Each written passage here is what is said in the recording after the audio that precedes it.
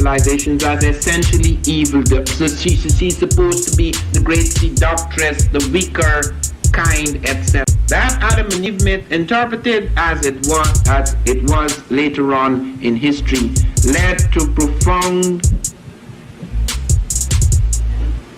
conceptions of the woman as inferior, and sometimes in some civilizations as essentially evil. So she's supposed to be the great seductress, the weaker kind, etc.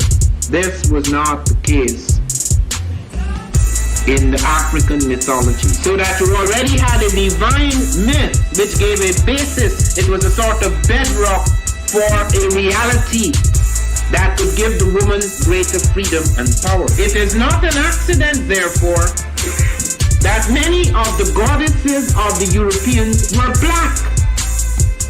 They could have chosen their own women, they chose some of their own women, but the most important goddesses were black. Not just for the African now, in the civilization of the Greek. The Greek was so profoundly affected by the Africans that the goddess of chastity was a black woman, Artemis. The goddess of wisdom was a black woman, Minerva. The goddess of beauty was a black woman, Diana. And many of their great mythological figures which were critical to the vision of history, the history of the Greeks in the Odyssey. The woman who has the power to draw Odysseus and all his crew into her, is Circe, who's represented as a black woman with African features on the Greek vases. The woman who helps Jason win the Golden Fleece is a black woman, Medea. The woman who marries Perseus, the Greek hero, is a black woman, Andromeda. If you see them represented in Hollywood, they're all white. But if you go back to the original vases, the original art of the Greeks, you will find that the only women they could find to represent the finest attributes in the feminine world were black women. Actual black women. They were literally living black women in Ethiopia who were made into legendary goddesses in Greece. That first invasion of Africa by Europe was not an invasion like the invasions that occurred later. The European was startled by the advances of the Africans. So startled that Alexander decided to build his capital in Africa rather than go back into Europe. And every major Greek thinker, Thales of Miletus, Democritus, Pythagoras, Eudoxus, Anaximander, Anaximenes, Heraclitus, they all came down. Plato, all of them came into Egypt, and those who did not come claimed they came because it was so prestigious. And they therefore saw women differently.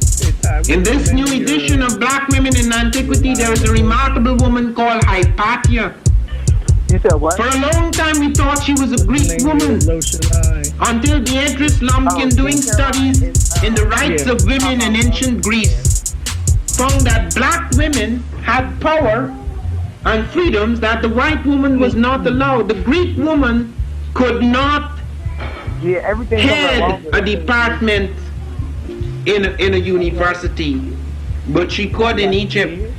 She could not pursue a scientific pursuit without a companion or someone in charge of her. It was possible in Egypt, so that when she studied Hypatia and the freedoms Hypatia had and the kind of work she was doing, it was easy to come to the conclusion no Greek woman at the time was allowed those opportunities. And in that Alexandrian world where you have a mix later of the Greek and the African, you find the African woman has certain advantages that the Greek woman does not have and was not to have for a long time to come. Now, Isis, the great goddess, affected, as I say, Europe as deeply as she affected Africa. All major European powers built shrines to the black goddess Isis. Even the Roman lunatic Caligula built a shrine to Isis.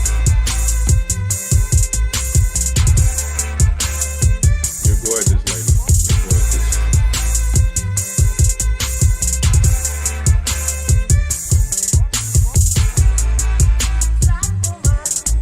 You're on mute though. Mr. Diddy.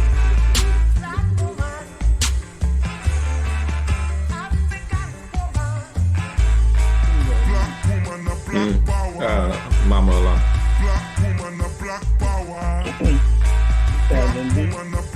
Sorry, yes, I was on mute.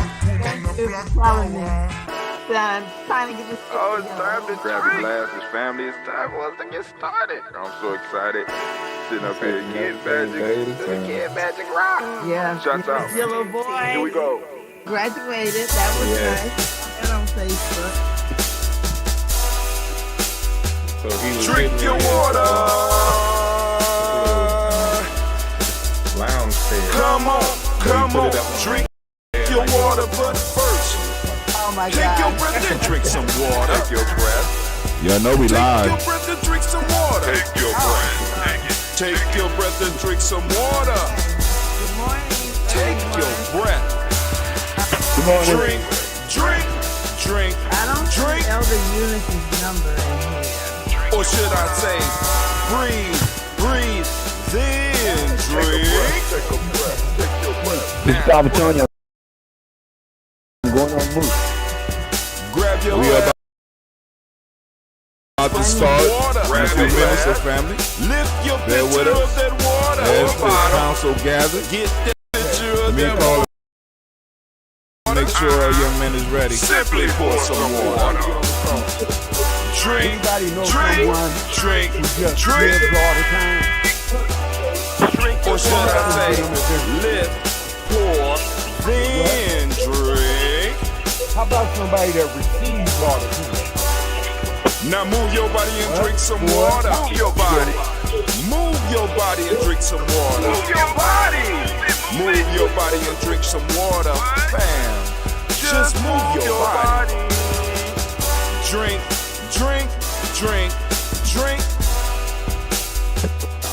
Or should I say, move, then drink. Move your body. Now raise your glass and toast your ancestors. Raise your glass and toast your ancestors. Raise your glass and toast your ancestors, fam. Just raise your glass. Drink. Elder Phillips. Or should I say, raise, toast, then drink. How you doing? Take your breath and drink some water. Take your breath. Lift and pour yourself some water. Pour. Move your body, drink some water. Move it. Raise your glass and toast your ancestors. Breathe, lift, move, toast. But remember to stay healthy. Remember the four pillars. Breathe, drink, eat, move.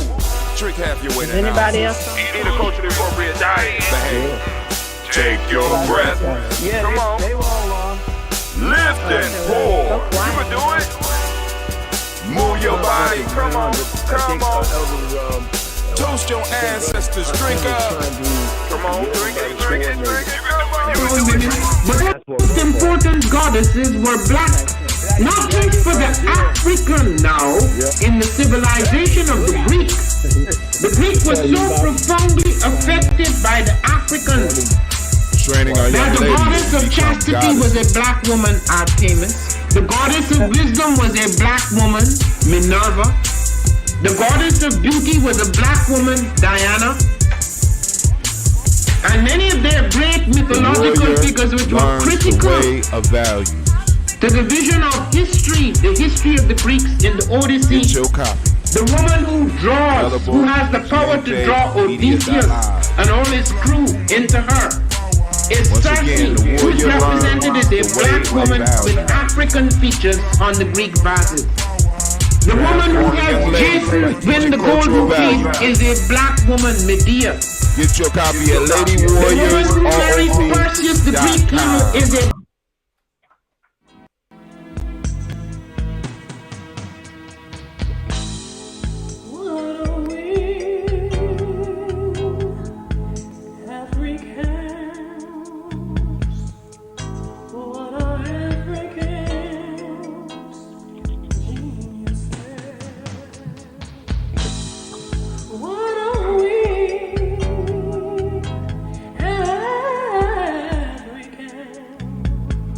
11 steps.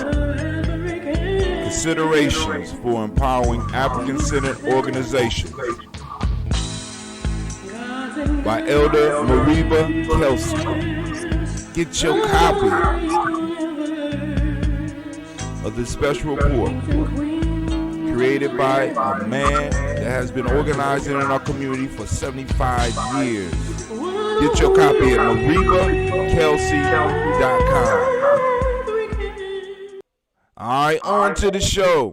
All right, first off, somebody got to turn that background down. That we can't do that. We got mute your mics.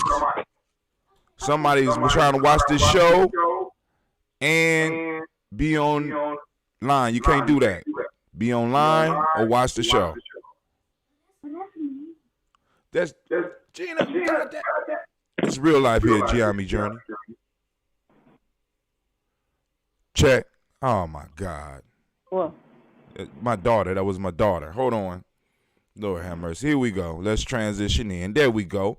Join the Tawi Family Village. You can see it at the top for all those that would like to make donations. You can see it streaming at the bottom. We are about to start this family. Remember your ancestors, because, we do this in lieu of the Daily Toast. So we want everybody to be aware and be conscious of your ancestors. So if you would take a couple of seconds to think of your personal ancestors that you would love to remember at this time, and go on, pour a libation for them. So right now I'm going to turn it over to whoever is supposed to be leading the process. Let's pop off. Oh, I have a question. Good morning. Good morning. Good morning. This is Alona. Good morning. Thank you for joining us for a divine conversation. We, on this day, talk about the things that were presented to us on the second Sunday of Parank. And we first, as Brother Hatim has opened, we recognize our ancestors. We've done that. Also on Divine Conversation Day, have basic announcements that we can put out there. If we have any, we'll take about, 5 or 6 announcements from our community on and begin like that. And then we'll turn it over to Nation Builder Kwame to start the conversation. So do we have any announcements from the community? No, I don't have an announcement. I just have a question. Yes, ma'am.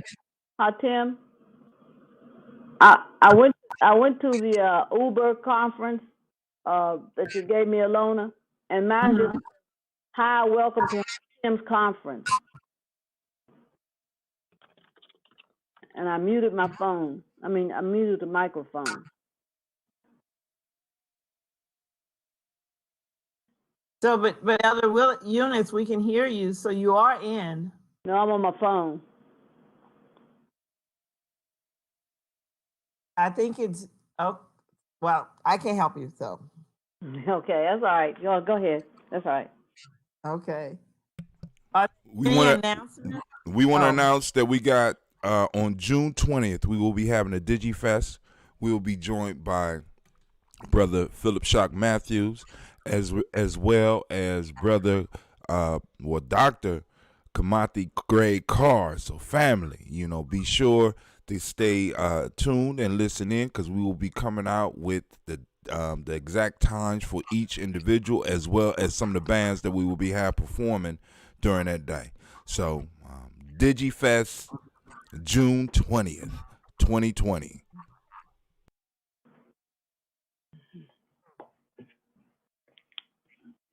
Any other announcements?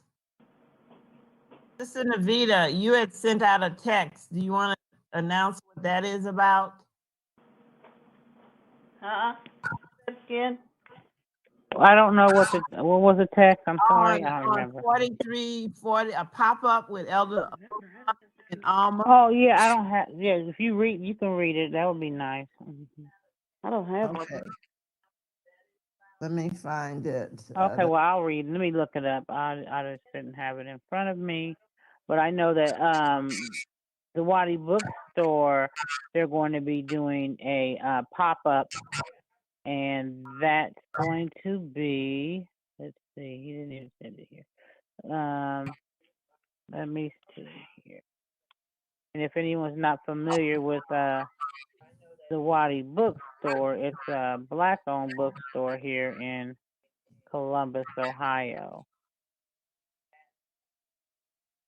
I don't see the Oh, you probably did it on Messenger. Yeah, that's what I think I did, but I'm still looking to see. Okay, but I'm better at Messenger. Not that. I'm better at Messenger these days. Let me see. I got it. This Sunday, Memorial Day weekend, Zawadi Books, your one-stop shop, and Alma Corner will be doing a pop-up from 10 a.m. until at 4343 East Livingston Avenue. And this came from Elder Alumala Akawumi. When is that? It's today. At 4343? Yes. 10 to what? I'm sorry. I just lost it. Wait a minute. I didn't get that. 4343 East Livingston. And what's the time? 10 until. Oh, okay. Okay. If there are no other announcements, Nation Builder Kwame, would you start directing our intergenerational conversation as it relates to Malcolm X? Word. So, a few Imani days back, we were gifted with hearing an intergenerational perspective on Malcolm X. First, starting with one of our young warriors, Levon Ka, who unfortunately will not be with us today, but briefly, he dealt with being able to overcome and work through despite what all we're faced with. Looking at that from Malcolm X's perspective, and he understood that if Malcolm X was an example, then that's an example that he can follow. Next on the line, we had coming up Brother Hatem, and he will give you a briefing on what he spoke on, followed by Elder Cliff Bowie, and he will give you a briefing on what he spoke from. And lastly, we were treated with wisdom from Baba Kelsey, and he will brief you on what he spoke, and then we will engage in conversation. So, in place of Levon,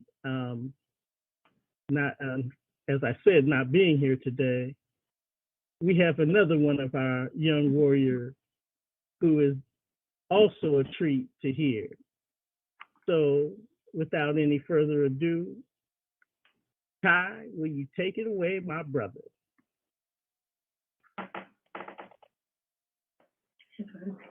Hi, everyone. My name is Brother Tykees, and so the last, I wasn't available to be on to be able to speak last time, but I did get a chance to hear, I believe, some of Baba Kelsey of what he said, and I was so enlightened by what he said. And so for me, when I come to think of Malcolm X, it was kind of like his way of being, and I love like the whole idea about the ways of being that he embodied and everything. So, um, yeah. So then, when I come to think of him and think about my life, I start to think about my ways of being, and then not only in my life, I think about others. So then, for instance, my uncles had went through some negative experiences in their life, which caused them to change constantly, and so my family, especially my aunt, would do things to try to not hide us from those experiences, but get us ready for those. And the ways that she would do this is like teaching us our math, making sure that we knew how to count, making sure that we were able to be involved in the community.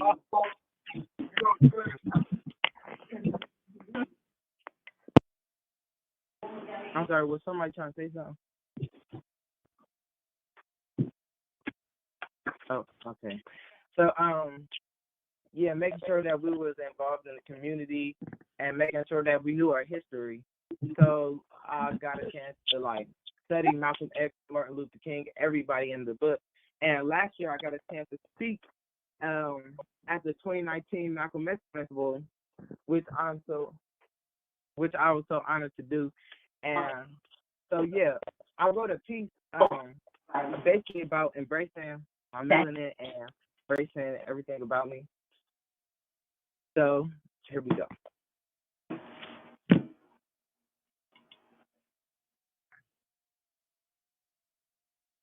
Oh.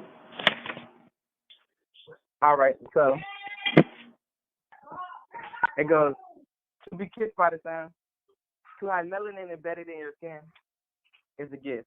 Not one that we choose, but something that we cherish. Even though society will expect us to have tendency and our black roots in our teeth, while our parents are supposed to hang low like the poverty lines in our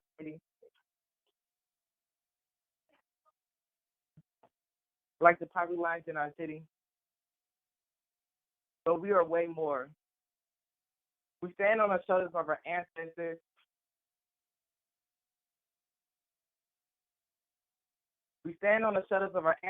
So don't ever expect us to settle down. See, I was born to be great.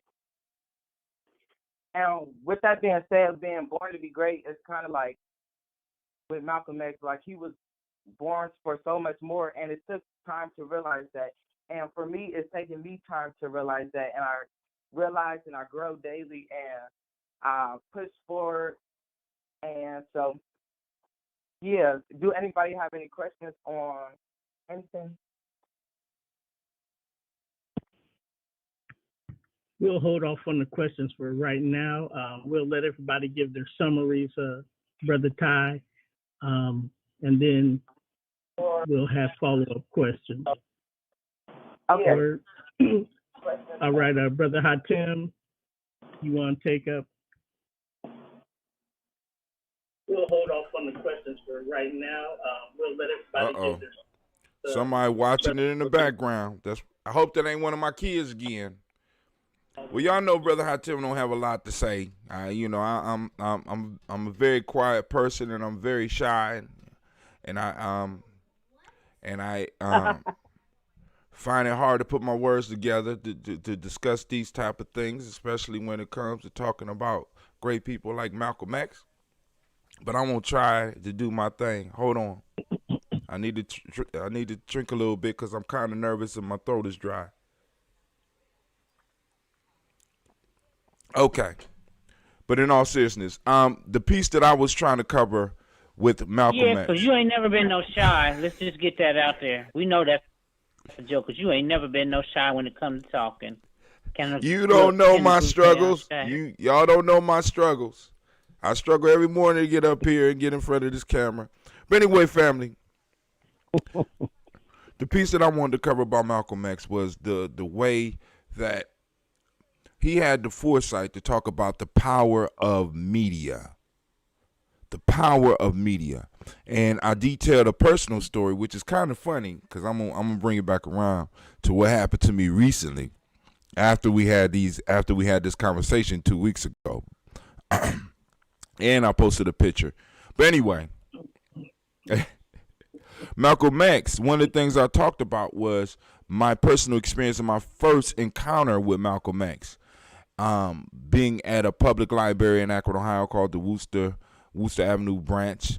As a matter of fact, they have had a picture of Malcolm X on the side of the building as long as I can remember. They got Malcolm X, Sojourner Truth, and Frederick Douglass up on the front of that building. And this picture has been up there for ever.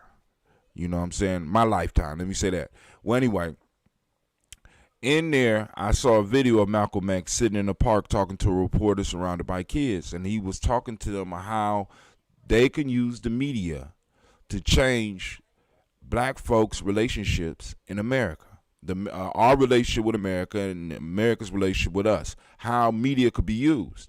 And I just wanted to bring that up because I feel that we still had an opportunity. Now we don't have to wait for news cameras to be around, and we don't have to be as savvy as Malcolm X was with them. We could use media, as we are doing right now, to really not only change our own perspective, but to change the perspective of the world about us and our relationship. And but now let me go into what happened to me. So I shared my story with y'all last week, 2 weeks ago. And then also I shared a picture of the military because a lot of people didn't believe that I had served in the military. And I recently, I'm talking about in the last 4 days, found out that I was being sued, or my fault, that I owed a debt to the United States government of over $10,000 that they say I owed since 1993. All of a sudden, now I am being hounded by creditors or a creditor company saying that they want this money from a fee that was from something they claim that I owe from over 20 years ago. So family, Malcolm X is still relevant. Because it's like none of this started happening until my family wanted me to talk about Malcolm X, and I'm sending every last one of you, Alona, Dr. Kelsey, Brother Kwame, Sister Navita, and whoever that was laughing, I'm sending y'all an invoice for $2,000 to $3,000 a piece because y'all got me on here talking about Malcolm X, and now my life is ruined. Get him. I give up the rest of my time.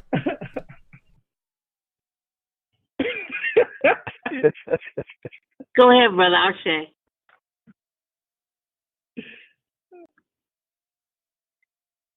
Wow. Well, thank you for that, Brother Hatim. And yeah, we got your back.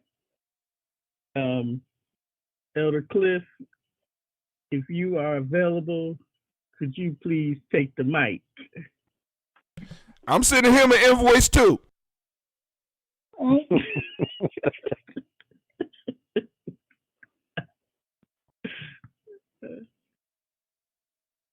Elder Cliff, if you are available. All right, maybe we'll come back to him now.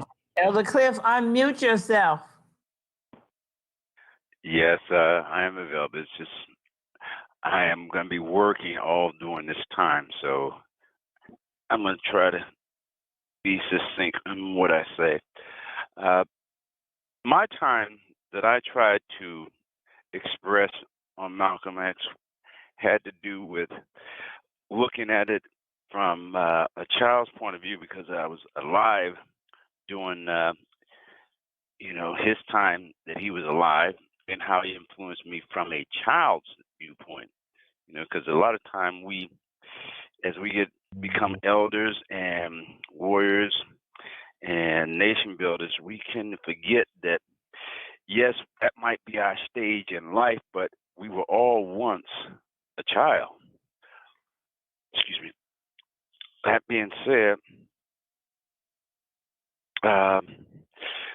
the way it was for me, Malcolm X influenced me by watching him as a charismatic hero of his day, of his latter years, and seeing how it changed him, reading his book at a young age, and also adopting many of the principles of which he adopted. but he's tried to. I remember him saying that. In other words, yes, it's great to adopt these principles, but don't idolize me. Utilize these tools to better yourself, as he had done, which is what I have tried to demonstrate and do with my own life by basically saying, look, all I do is I'm a reflector of the teachers and wisdom of those who came before me.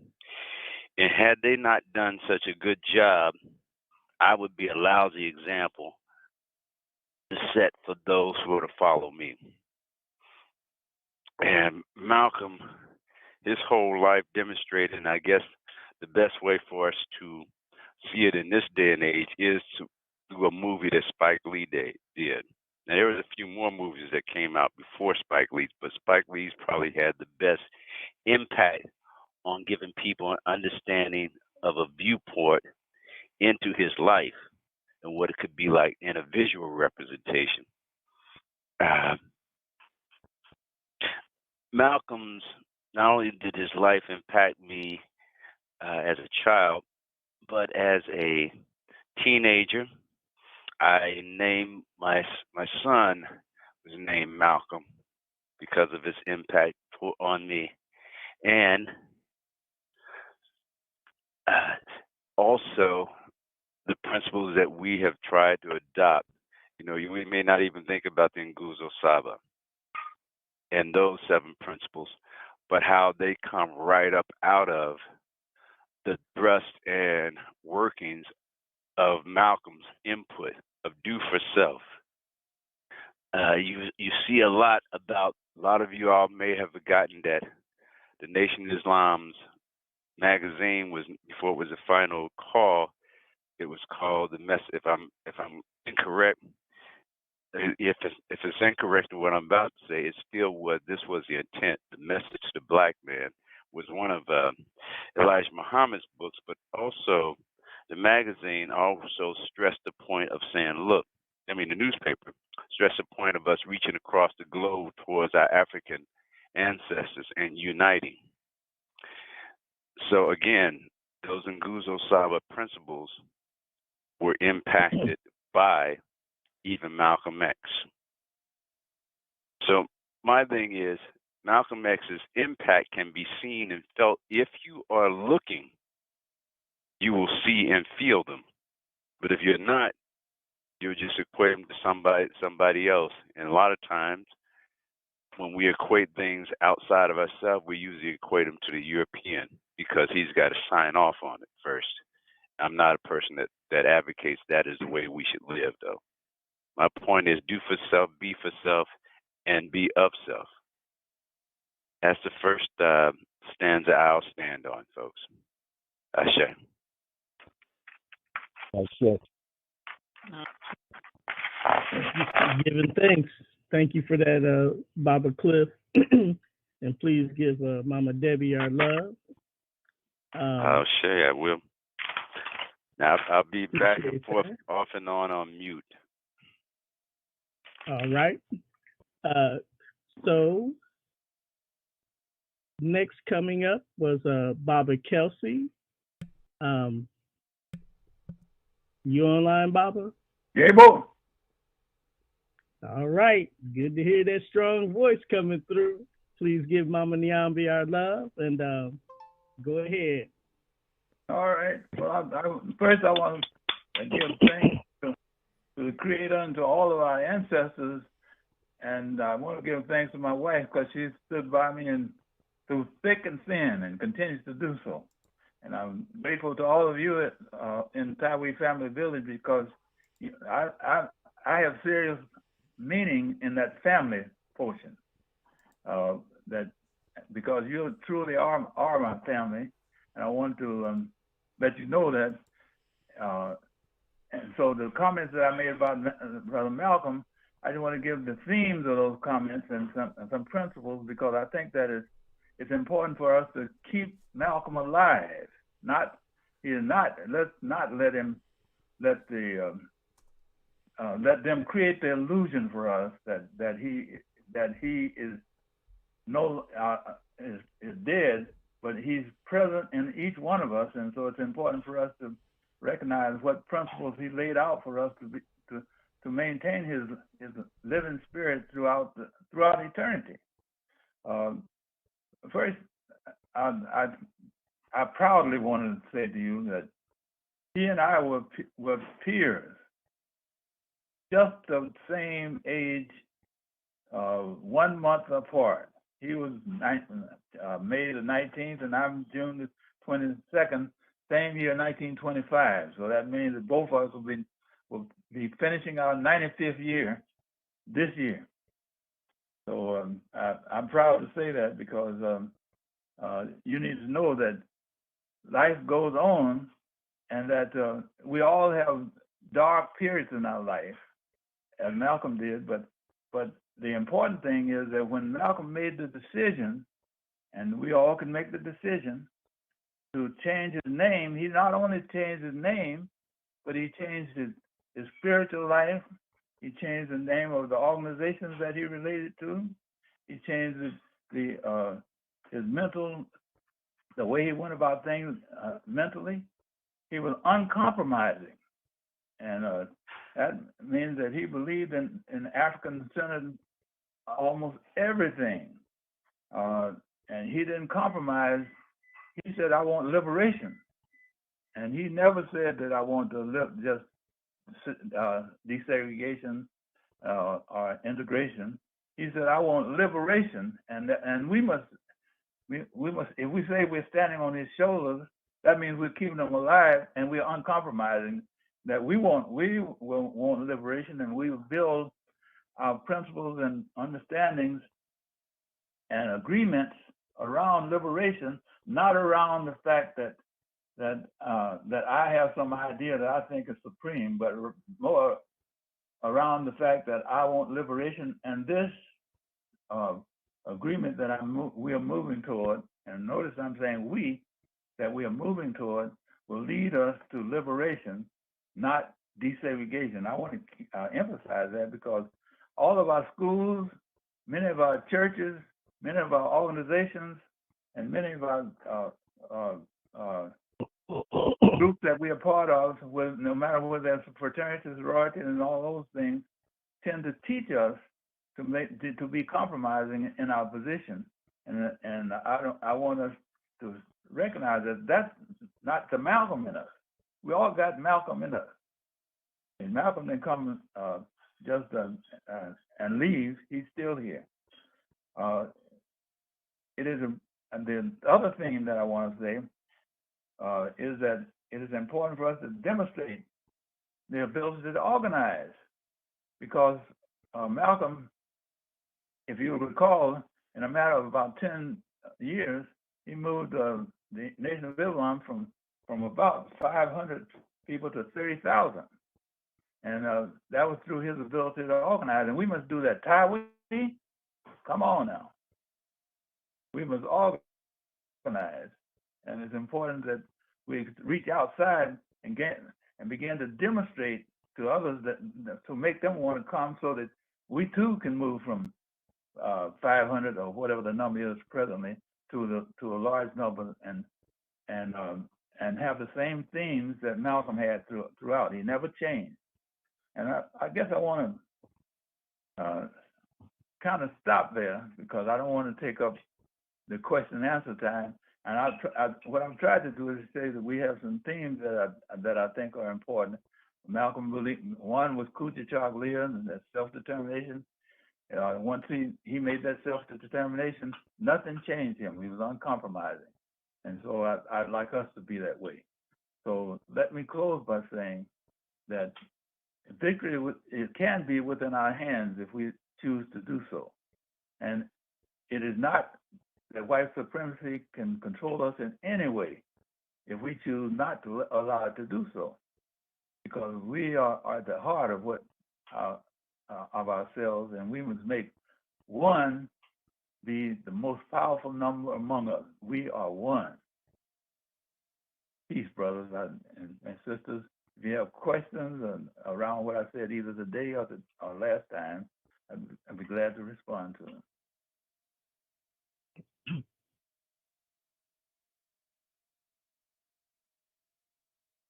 I can say more, but I want to listen to your questions.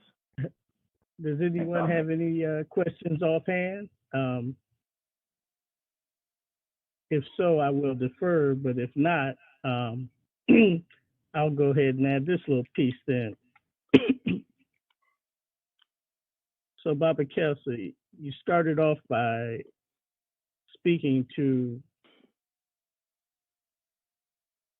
Mama Nyambi being at your side and the support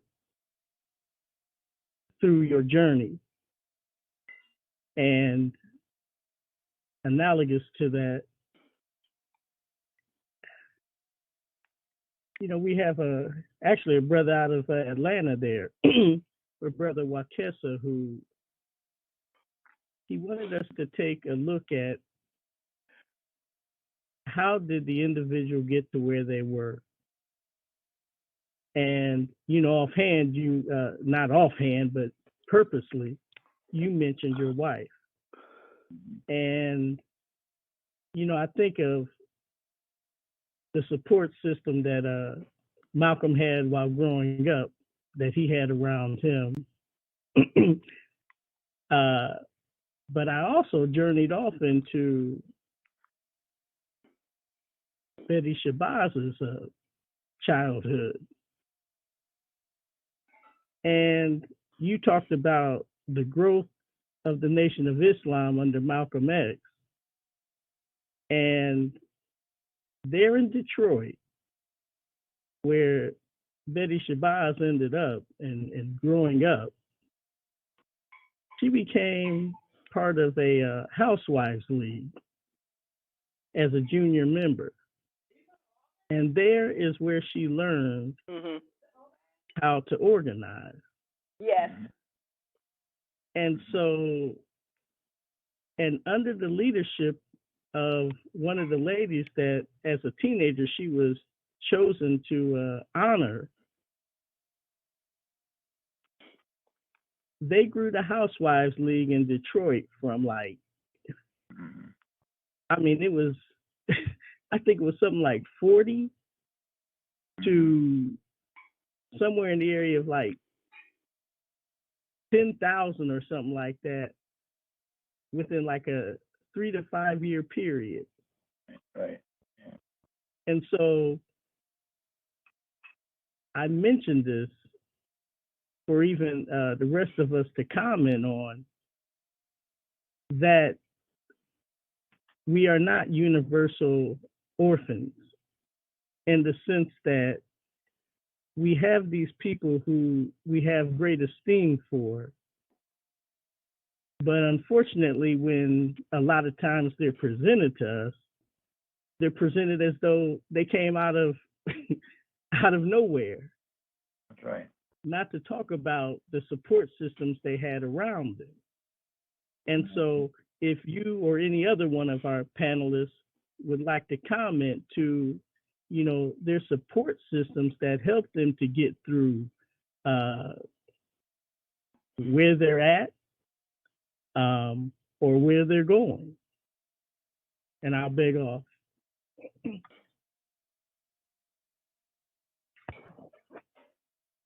Well, I'll if the others want to comment, I'll yield. But if there's nobody else want to comment, I would say that no man stands alone. It is extremely important that in all of our efforts that we recognize that there's always been sisters who have been by our side, or sometimes we've been following in their footsteps sometimes. And that we must never forget that, because and the other part is that we must never forget that we have heroized some people to the extent that they become non-functional. They're just they're celebratory, and that's all. And we don't learn from them because we don't delve into what got them where they were and how they and that it was somebody's, including both male and female, who helped them get to the position they are in.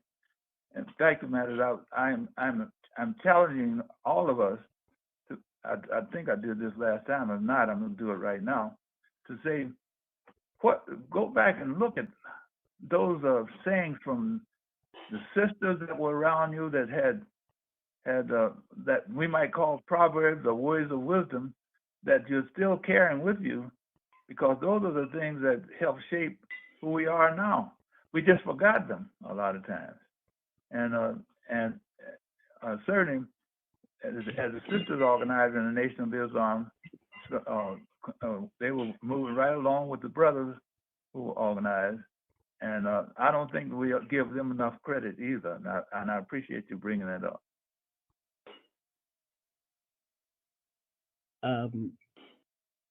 I'll call on Brother Hatem. Go ahead and talk about, pick a member who's been a great support to you and how they help you in your Malcolm X walk. Well, I don't have no Malcolm X walk, brother. I'm too shy. I can't get up in front of people and talk like that. It causes a lot of pain in my life, a lot of suffering, and so I just stay quiet. But in all seriousness, now, because I wanted to kind of respond to what Doc was saying, I'm gonna hit your point, and then I'm gonna try to bring it back around. Now, so far as Giame, sisters have always, in a sense, been the foundation. Like sisters come in and they handle business. They have been far better organizers than many brothers. I ain't gonna say all of them. Far better organizers. For example, that helps me in Giame. My daughters, were some of the first ones to step up, and they was real good at helping us keep it organized, as Afua and Keisha. But then now we got Sister Tracy that plays a major factor, that's putting together the newsletter as we speak right now, and help keep me sane in our place of business.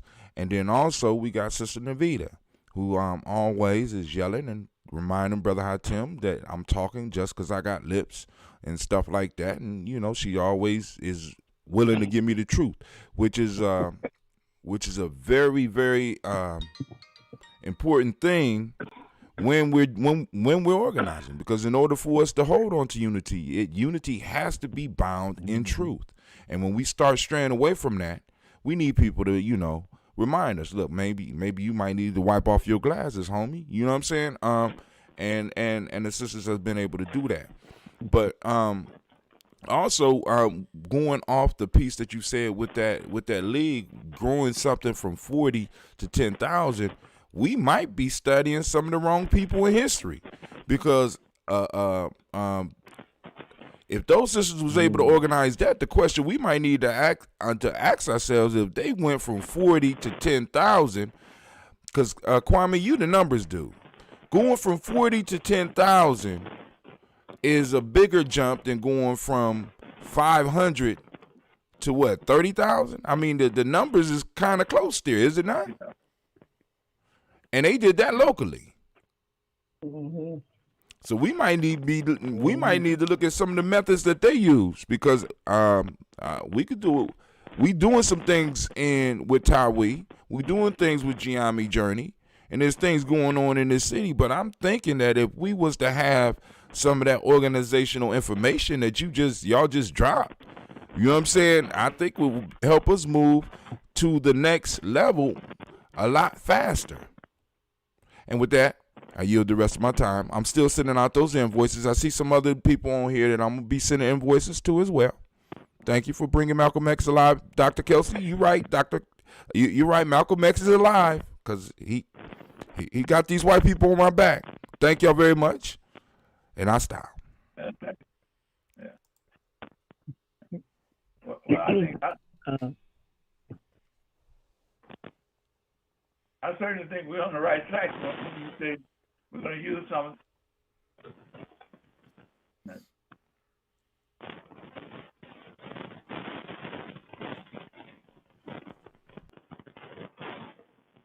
I certainly think that we're on the right track when we say that we're going to look at study those methods of organizing, and keep in mind now that they were organizing around not only changing the physical, but they're changing the mental, the physical, and the spiritual as they organize. That means they began to eat right, sleep right, meditate right, and act right.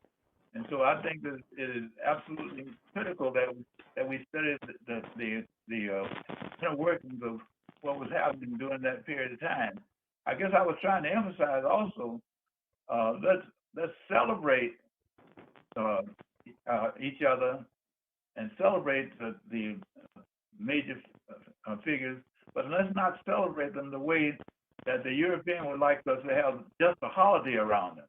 It's important for us to celebrate them by following principles that they stood for, so that we can see them alive and keep them alive that way, rather than just having a day or celebration for them. I say,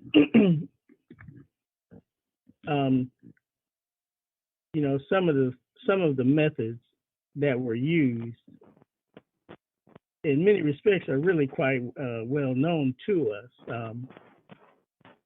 First of all, they had meetings wherein they discussed the issues. For example,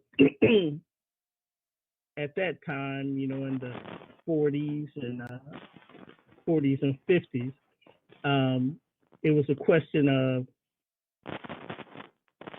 who are hiring Black people, and if the people that you had to get your goods from could not treat you with respect or hire Black people, then you did what you could to discourage that they're patronizing those places.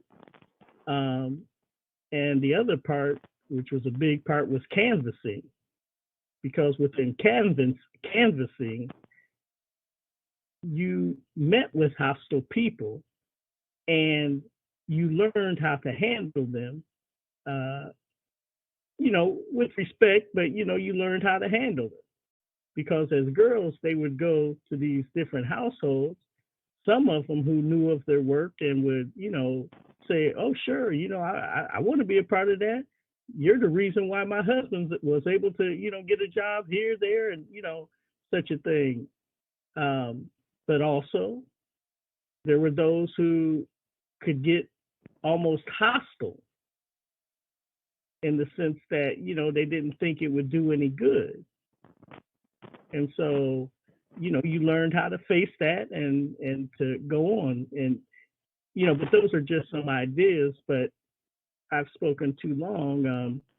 Brother Taikis, speak to who have been some of your support systems that help you get to your Malcolm X walk of life. Man, it's like too many people to name. Like I've encountered so many people that mentally throughout my whole life, and it's like, and I'm so grateful for that because like I wouldn't be who I am today without them.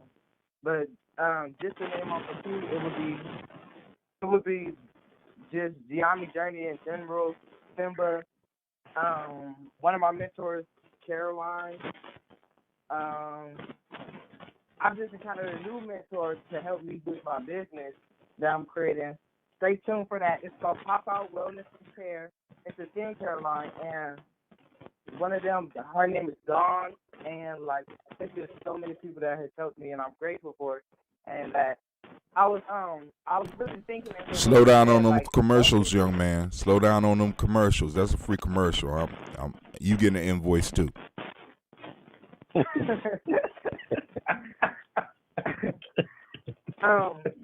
Yeah, I was thinking about what you said because like most of the people I see him laying down the law. Most of the people that do great things in their life, some of them fall off because they forget the path that they went through. They forget the steps that they took to becoming great, and then that causes them to fall off. And then blessing. Dang, they started to pull up because they forgot the steps that they forgot they forgot the routine and stuff. So that's what I really got from that conversation that you started to have with don't forget where you came from type vibes. That's the type of vibes that I got from that. So yeah. Word. Word. She's breaking up a lot on my end. I don't know if everybody's hearing that. Yeah, I hear it. I'm not sure where that's coming from.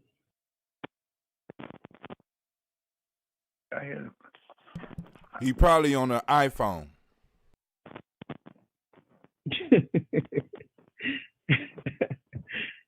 What's they got to do with anything? But anyway, Elder Cliff, did you have any more words of wisdom, my brother, in relation to some of the support systems you had around you that helped you to stand as strong as you have for these many years? Well, mine is not too much different, but I just want to bring out a point that some of you may have heard and some of you may not have heard. You know, Malcolm always pointed out the fact that no nation can rise higher than the level of its women. If its women are not rising, the nation is not rising. There's the first primary teacher. If she's not achieving, we're not going to achieve. And we have got to understand that in present day terms as well. But in my particular journey, my first support person was, it wasn't only my mother, but my mother was my primary support in this sense. My mother had a sixth grade education, okay? But I could talk to my mother about physics, thermodynamics. I could talk to her about math. I could talk about world geography, politics, anything. Ask her any and everything. But she had enough wisdom on knowing how to answer and inspire me to go forward with those answers and even define those answers on my own. Because in Doc and many of you may know, in my childhood days, the internet was the public library. Take you anywhere you want to go, get you anything you want to know, and having a library card that was like gold. Because in Cincinnati, we had a fairly new library at that time, and you know it was considered a modern one in the state. And I just love to just go and sit amongst the books, and then in that sense, the sitting amongst the books to me is like sitting amongst the ancestors, sitting at the footstool of our ancestors and gaining their knowledge. But sometimes, you know, that isn't always possible for us to do. But when you have books, hey, as long as you can find one, you're there. That was my motto. But back to the point of support systems. As most of you know, if seen even beyond where I am now, you know that my approach was if I was doing something, my mate had to be there in the same vein, doing the same thing. That's always been my approach from adulthood on. Any mate that I had in my midst, whether it be girlfriend, husband, wife, or whatever, we had to be doing these things jointly. Now, that is something that I also saw in Elder Kelsey. My entire almost 50 years of being around Dr. Kelsey to now, I always felt that the woman had to be with me as a partner, not just as a mate. You know, some people lose track of what that term means. You know, partner, they think, well, you just fill your role, I fulfill mine. No, it means that I build upon my role and I help you build on your role and vice versa. And we together revealed if for contemporary terms, a power couple. You know, but back to Malcolm's plight. Malcolm, I learned some things before, but I also had them revealed to me.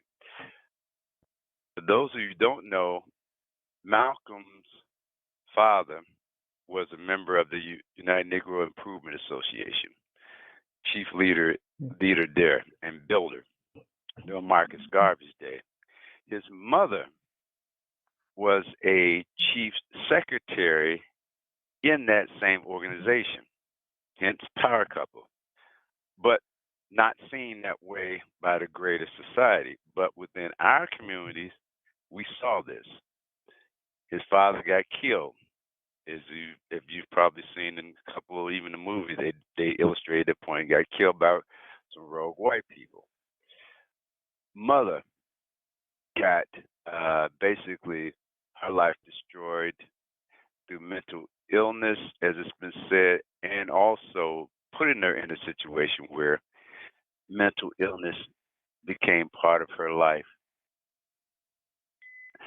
But Malcolm ended up being raised by his elder sister. And they did an interview on Interlight Radio matter of fact, last week, coming out of, they coattail off an interview coming out of Houston with this sister. And this sister had a very strong tone on how she guided Malcolm. And she's still alive, which is kind of ironic. At least this is what they gave me impression that she was still alive. It may have been delayed for all I know. But the point was, she was one of Malcolm's chief advocates on helping steering him towards his development. She was one of his backbones that gave him insight and things. And she was one of the one, if you will, that taught him to have the most respect for women. Because looking back, and I can see where it comes from, realizing how his mother held it together while his father was off doing things, and when his father died, she was his chief leader. Then, having getting bounced around and going with his sister, again, that strong woman figure keeping him strong. So you see, we see the strength in Malcolm, and we forget that it wasn't just men only that was behind him in his teaching. That's right.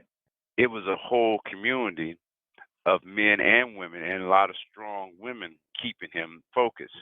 So we kind of forget that you gotta have both sides of this coin working for you to keep going.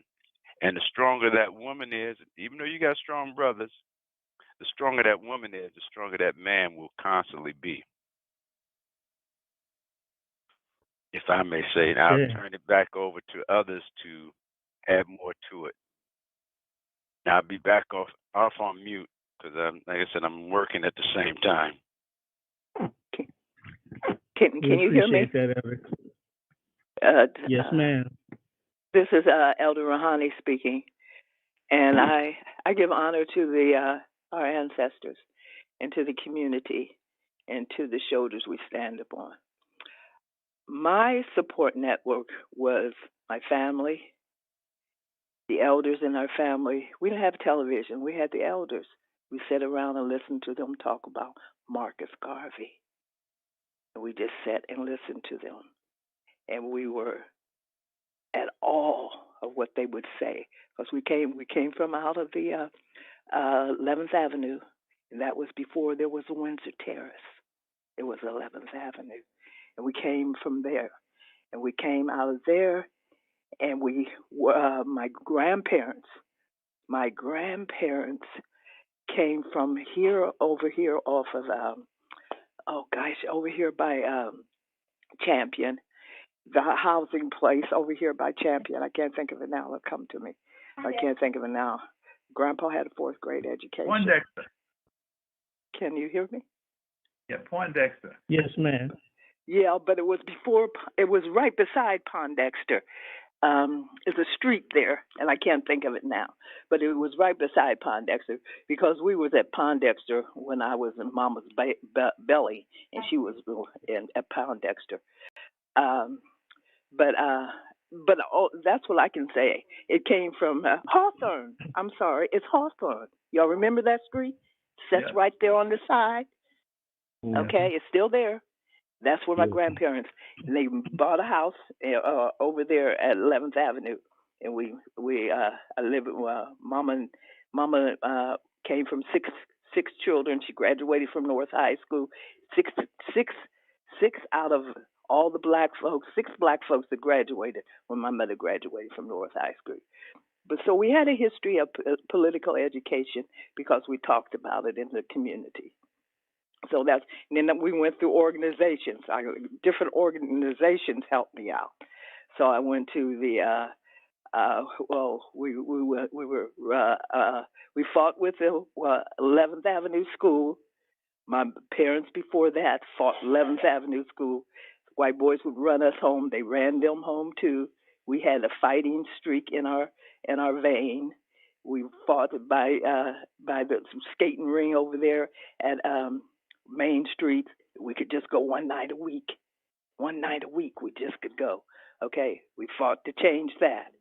Okay, so we came from a community of struggle and political understanding of the community and in the world too. So those were mostly my family and organizations, and the organization right there on 11th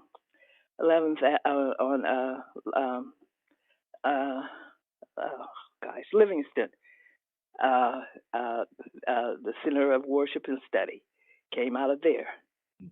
There was Nomo that came from there.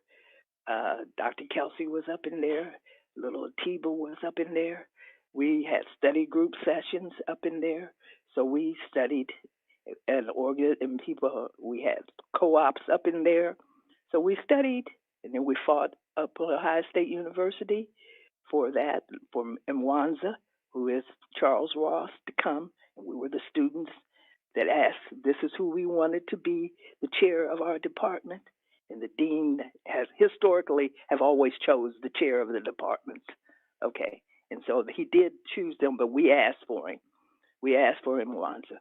And Mwanza went up to 11th Avenue, protested against the flag, the red, black, and green. We was up there with him because the youth wanted to hang the red, black, and green flag up there on Cleveland, up there at Linda McKinley. My mother went to McKinley. I went to Linda McKinley. Our whole family went to Linda McKinley, and then they went over to North High School and graduated from North High School.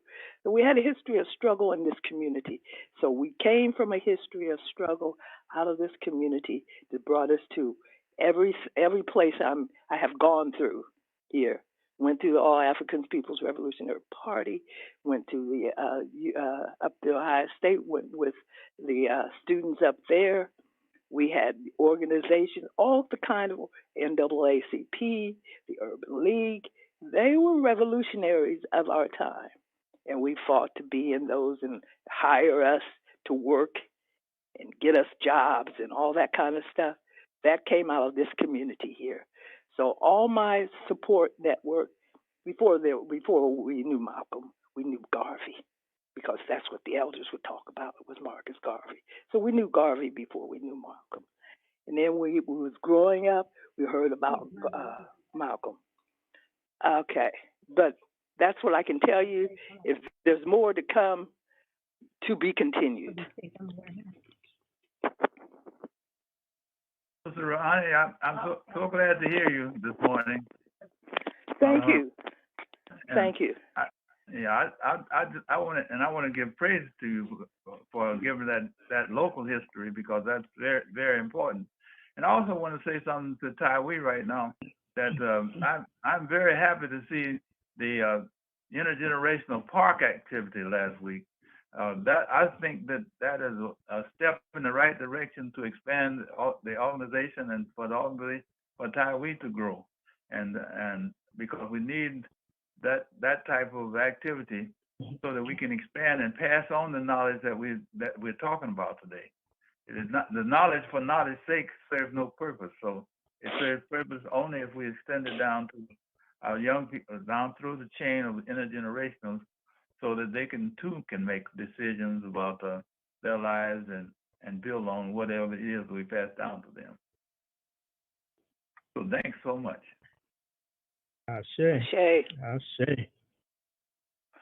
And Baba, I was just going to say what you were talking about. You know, one of the reasons I posed the question is because it helps us to get, not only to help in some respects relive our own history, but on occasion it allows us also to, you know, call those names upon whose shoulders we stand. You know, many of us have mentioned our mothers, you know, and the stories we tell there. And so these are the kinds of stories we pass down to those who come up behind us.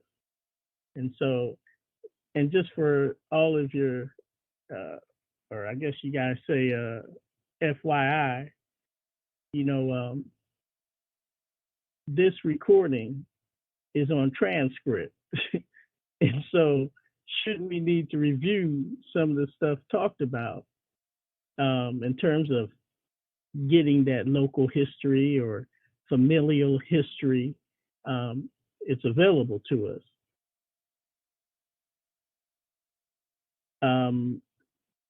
Did anyone else want to pose a question, share a thought or two?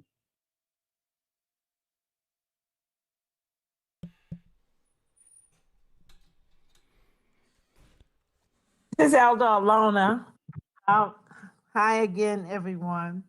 The ASCAT study group on Friday night is, we're reading the 11 principles from Elder Mariba's book.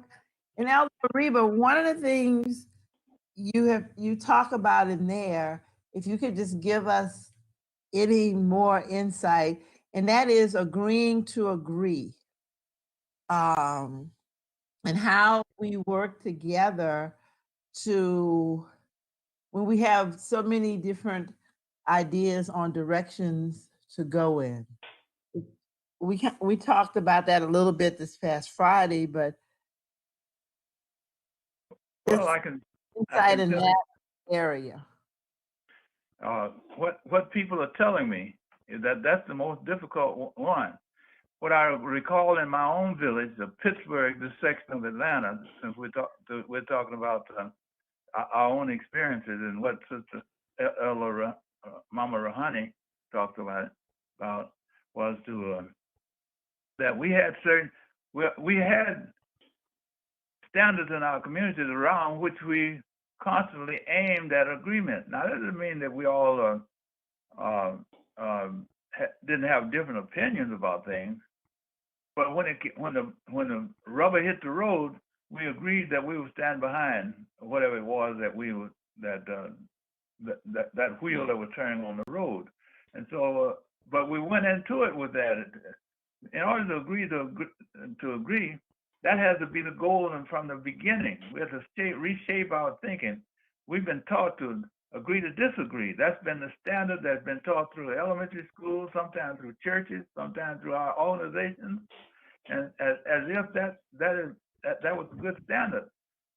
Let's change the standard. That's my argument. Change the standard so that we start out with the intent of agreeing when we, even though we may have different opinions, let's shape those different opinions toward the apex, which is agreement. And that means that we all are working in one direction rather than pulling in different directions. And I think that if I had to point to one single thing that's causing us to be splintered right now, some for Trump, some not for Trump, some on the sidelines for nobody, some against themselves almost, is because we want to have our own way, independent. Yet we understand that collective I is greater than any single I. And so, but that has to be understood from as we organize. Otherwise, we would be in constant confusion and constant everybody trying to have their own way. And I've been told that that's difficult, and I accept that. But things that you don't get to the mountaintop by just sliding. You get to the mountaintop by climbing and working toward the peak.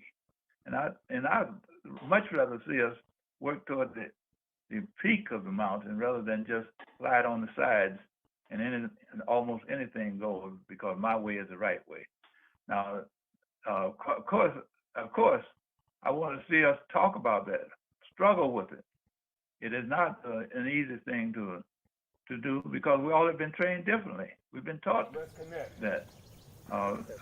How many of us remember being in groups, being in schools, being in churches, being in sororities and fraternities, and the standard was, let's agree to disagree. It is so important that we change that. And that's my appeal now. Why is balance so important in our life? Certainly, I hope that there will be time when we can just sit and maybe brainstorm and work out ways of doing that. I know that that's the direction that we must go if we're going to build for eternity. Anybody know someone who just gives all the time? So Baba Kelsey I'm not gave sure us that an answers your question, other than to say that they what? That setting a goal of how about somebody that receives all the time? Being there. What? If our goal is to agree, then we must set that goal and aim for it. Thank you. Yes. Now I want to say I have to throw this up in there. Being shy and not liking to be on camera all that much, and you already know how I am. I'm very, very shy and stuff like that, and right now I'm just writing up these invoices, and for all of y'all to share, so we could go share this struggle. But but what I want to say, is this. One of the things that we kind of jump over when we talking about Malcolm and organizing. One of the major pieces that Malcolm was able to organize around was a religion,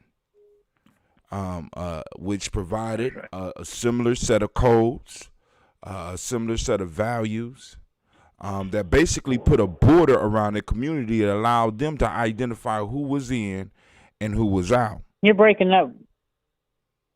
What? Could y'all hear me? Can you repeat that again, Hotel, please? I be on the vibe when I'm talking. I'm breaking up. Are you sure? All right, well, I guess y'all know. But anyway, the point that I'm making is, can you hear me? Check 1, check 2. Is it still breaking up? Am I still breaking up? Can you hear me? Yes, no? Yeah, you're breaking up pretty bad there, brother. All right. That's because I'm shy and I really don't like being on camera. Comes and goes. Yeah, I'm gonna step off the camera. I know when the white man is working against me, so I'm gonna just.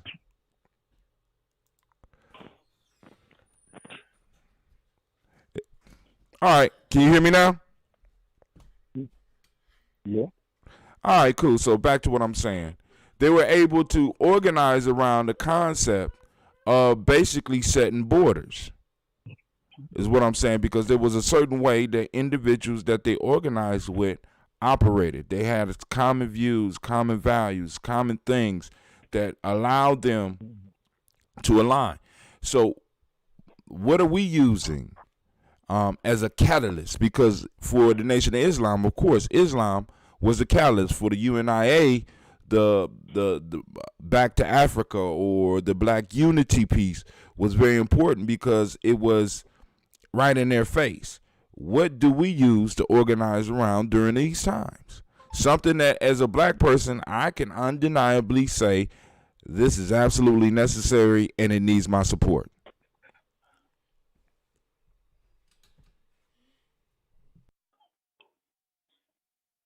Okay. Repeat your question, bro. I will not. You know how we are. Repeat your Hey everybody! Welcome back to GMA Girls in question, Hot a Pants. different side of the woods.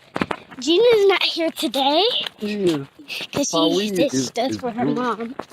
So, but we're just walking in the woods with a speed. You know I'm about to speed up, right? Yep. You don't focus on Well, your and a point. lot of it. I mean, just in your earlier conversation, So we're gonna walk and see if we can run into anything. We're gonna look for a rock and today. to do more. So yeah. We'll try to run Right. into. We'll try to run into In a rock. other ways, on top of what you're already, because if you get the use, So.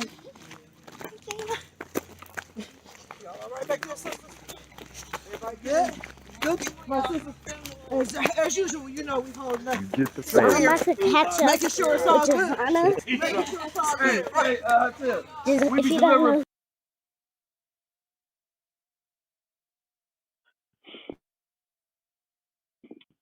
Offering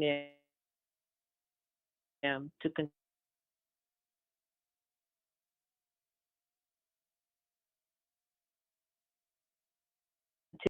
Passage organization at one time,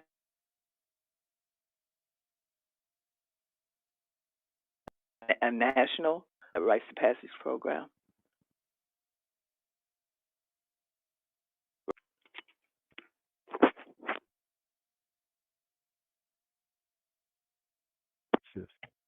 That use, I don't know the continued way that's going to happen.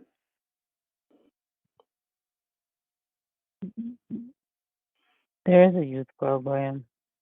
Okay, what is it? Tell me what the youth program is philosophically.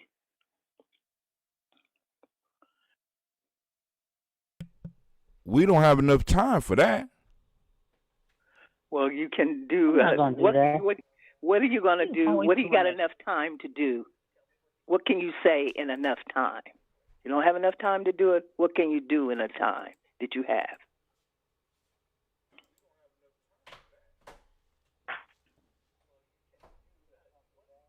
Brother Hatim, just give her an overview of your youth program is. I think that's what she's asking. You don't got 50 minutes.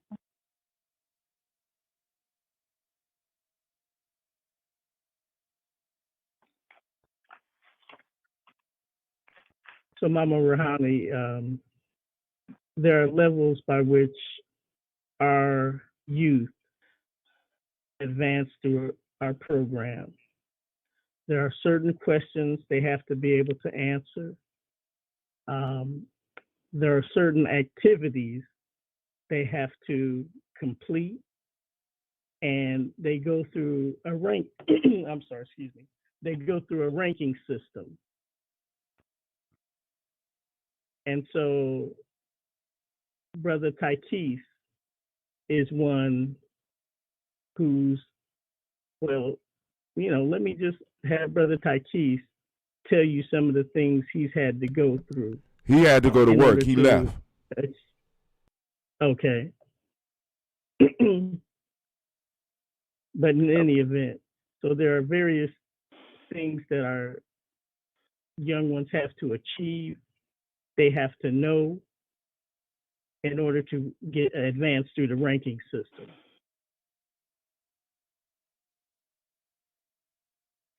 Permission to speak. Yeah, well, Baba Darrell, you got the floor. Yeah, I was just gonna say that the things that GMA is doing. Well, I'm starting off wrong, but GMA, the things that they are doing is everything that we've been needing, and from the survival camps and all the other camps and I'm not that familiar with it, but I know of some of the things. and the survival camps, just the cultural teachings, all of that. All those things are in place, and they've been in place due to Hatem. And like I was saying earlier, or suggesting, was that Tawi can build on that, and not just use that, but build on that. There's things that we can do to attract people on the outside by not just acknowledging the children that are in our collective, but outside the collective. So the word gets out, and that will strengthen our numbers. And it also gives us the opportunity to continue educating the outside community. Now, because this has got to be a continuous thing. The issue, the question that I asked wasn't necessarily for us. It was a discussion around the overall community. Now, we have been doing the work. We have a circle that is small but is growing.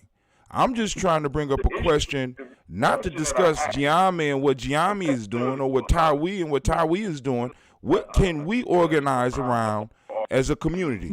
And if that thing exists, do we know what it is? We have a circle that is small but is growing. I'm just trying to bring up a question. Who is listening? Is that Yami is doing? Hello? Yes. I'm getting a horrible feedback. Somebody is listening to the show and trying to watch it on the thing. You only need to be on one, family. You do not need to be on two. Go ahead.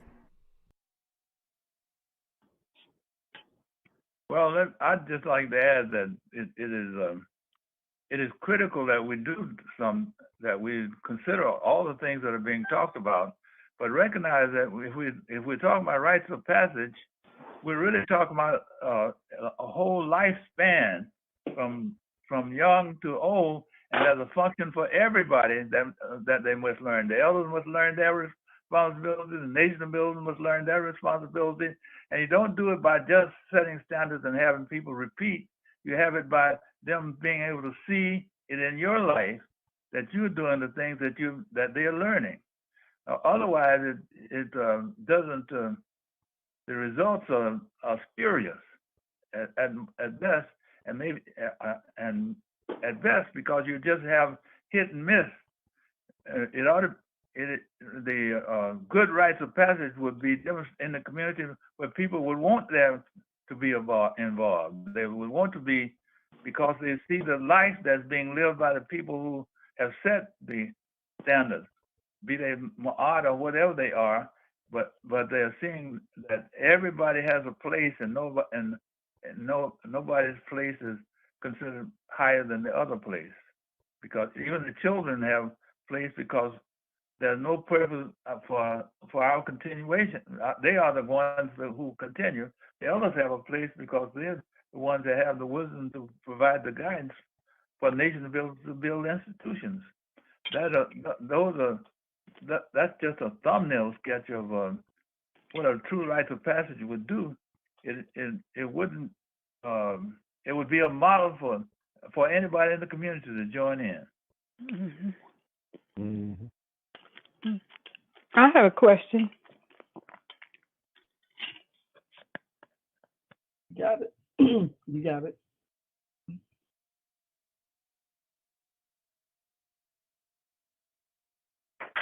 Go ahead with your question, please.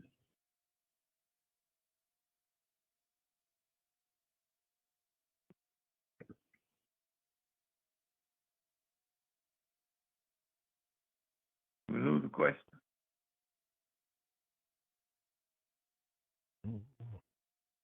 Maybe they fell off.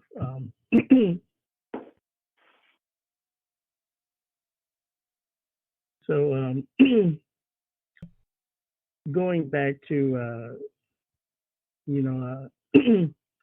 so Mama Rahani, a kind of thumbnail sketch, if you will, what's going on is that in Jinyame, yes, we say we work with our youth, but it must be recalled that Brother Hatim has been in this for 25 years plus. Mm-hmm. And in as much as he's been in it 25 years plus, he has adults who still may come to him, whether it's to give advice or to receive advice. And so, as Baba Kelsey pointed out, yes, this is a continuation. And with Jinyame, you know, we have standards that help us and that push us to keep working. That's why, in many respects, this digital piece becomes so important for us, because in order for us to truly support ourselves and respect what's already been put on the table, I mean, shoot, Baba Darrell himself, you know, has put out some, you know, some serious content that we in Tawi use. That's intellectual property that we have through Baba Darrell. But without becoming too wordy, all I'm trying to say is that yes, we try to draw in the youth, but our maturation proceeds through our adult life. Mm-hmm. I'll stop there.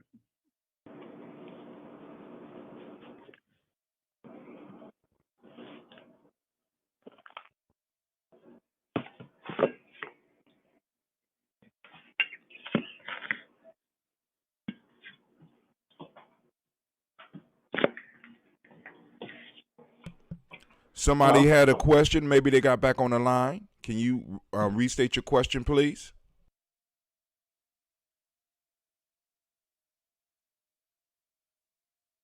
It sounded like it was Elder Eunice, and who had the question.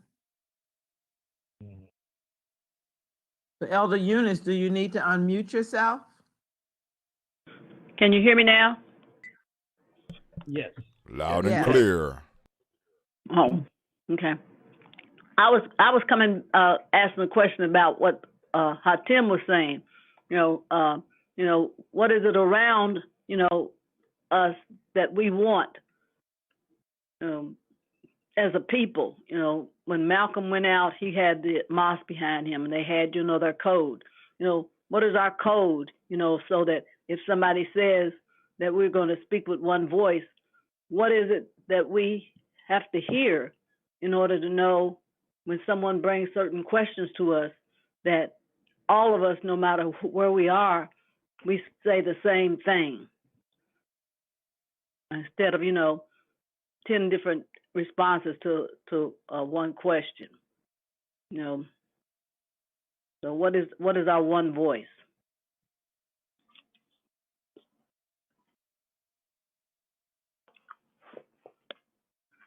Permission to speak.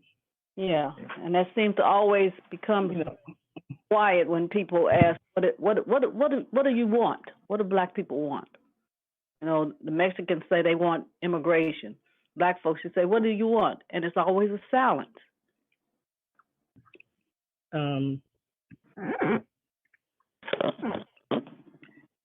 If I were to put it in one word, I'd say liberation. Mm-hmm. Now, how one phrases that, that's why when we gave this intergenerational perspective on Malcolm X, that's why I gave the analogy of a circle. You know, a child may look at the circle, the figure itself, and think of that as a circle. You know, from another level, you may think of it in terms of, okay, if I move the circle this way, whether it's rotating it, whether it's reflecting it, whether it's translating it. Now, these are all algebraic terms expressing a certain kind of movement or positioning of the circle, but that takes on a whole nother depth of understanding to the individual. And so you ask what liberation is to, let's say, Taikis, or let me go before him because Levon's even younger than Taikis. So you ask it of Levon. Levon may give you an understanding of liberation. And keep in mind, these are all Jinyame. You ask it of Taikis, he may give you another take on it. It doesn't mean that what Levon said is less true. It just means that Taikis with a little more experience may have just a bit more depth in his answer or in his response. And then you go to Hatem, you know, and then you go to Elder Cliff, and then you go to Baba Kelsey. And it's not that they're not speaking with one voice. It's just that the depth of what you get out of it is at a whole nother level. But it does come right back around, if I might use the metaphorical circle, it does come back around to when we speak of this liberation for which we struggle, are we going to have a particular kind of, for lack of a better expression, lexicon that we're using so that when Hatem speaks to me, and if I say 0 and he says hidden, if I say 3, he says what? Communication, you know. How's it not gonna get it if we haven't tried? See, because this one of the that's what we're doing. We're doing that now. He gave everybody has a different opinion, no matter what you ask. Not now. Everybody in a sense on the outside may have one, but if he was to ask that question of people in Giame, what is number 3? We're gonna have a similar answer. Now we might be able to explain it in different ways according to where the levels we are. See, because part of the issue with the question that are being posed is we have people who ask the question, but when you talk about speaking with one voice, we're talking about leadership. So the question I have to ask is, who do you think is your leader? Because that is the individual that when it comes to the final say and people want to come and talk to them, that's who they supposed to go and talk to. When it's addressing the community, we all could disagree, but when it's time for somebody to talk, you don't go to Brother Hatem and ask about this and then go somewhere else and that. No, there's one place where people go to get that information, and we don't have that because we have not agreed on the leadership piece because we all doing our own thing. Right, that's where we are. Now, but there are pockets of us that are doing that and is able to speak with one voice, but we don't recognize that. And what we keep on doing is we're trying to pull everybody in when everybody don't belong in on what we doing. You have never had a liberation plan, a liberation activity where everybody was involved. Not until the killings start, not until the actual revolution start. Then people got to make a choice. But right now,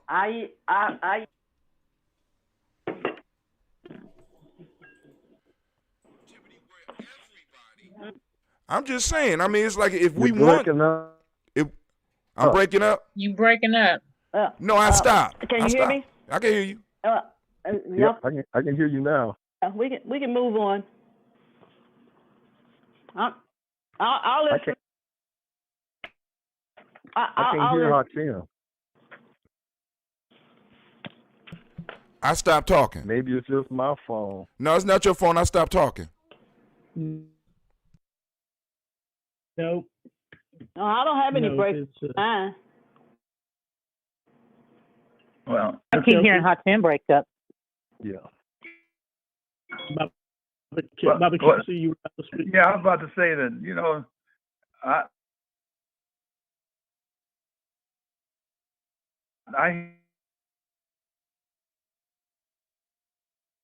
hear the discussion now that on, then we need to address that and it's not an I issue, it's a we issue. We must address that. And that doesn't mean that any one individual or any one group within the group is doing better than the other, because it is the whole that we're aiming for.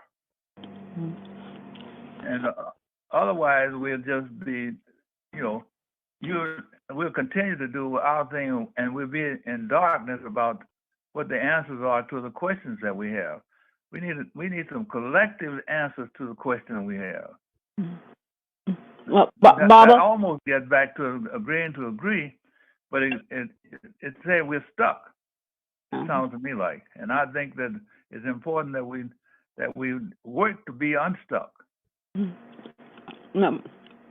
Well, I would tell you that that's occurring all across the nation, because as I travel from one place to the other, that's what I see us stuck on, almost exactly where we're stuck on right now.